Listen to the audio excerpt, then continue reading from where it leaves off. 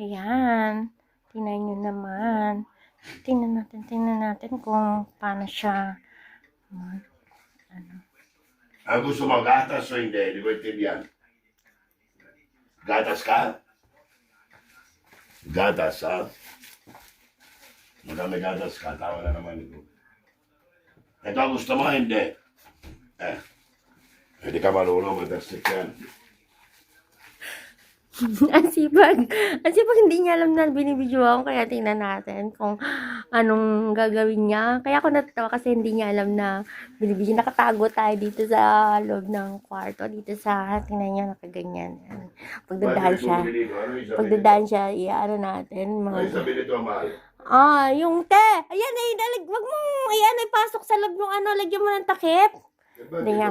Lalagyan mo ng takip. Para hindi niya Saan, takip? kaya nga hinahanap ko nga yung takip. Hindi ko alam kung saan ko nalagay. Baka makita niya tayo pag umano siya, humarap. Pati nakatalikod. Ayan. Lagyan mo ng takip. Tatago na naman tayo pag dumaan siya dito. Hindi pwedeng makita niya tayo. Ayan. Hindi pwedeng makita niya tayo sa ating ginagawa dahil pag nakita niya tayo baka magkalit. Kaya yan. Masipag siya. Lagi naman siya masipag. Sa totoo lang masipag talaga siya sa dahil dalawa kami sa bahay. Kaya siya ay ayan. Mamalit daw niya. Dalawa lang kami dito sa bahay. Ayan, pwede siya mga ganyan lang. Hindi siya nahihiya. So, syempre, sino ba naman dapat kahiyain niya, di ba? So, ayan. Pabayaan natin. Baka bigla siyang pumunta rito. Kailangan natin magtago. Ayan. Kailangan natin magtago lagi dito sa side na to.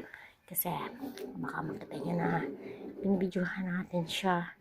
So, ayan. Mahina lang ang boses. Ayan. So, napatawa ko kanina nung nagtatanong siya sa akin kasi tinatago ko yung telepono. Ano nagawa mo?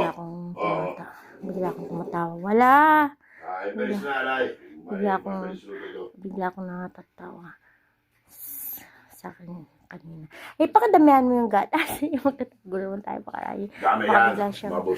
bigla siyang dapat lahatin mo. Bigla na naman siyang ayan, kailangan natin magtago lagi kasi magkalit. Siguro gusto niya rin. Asan ka?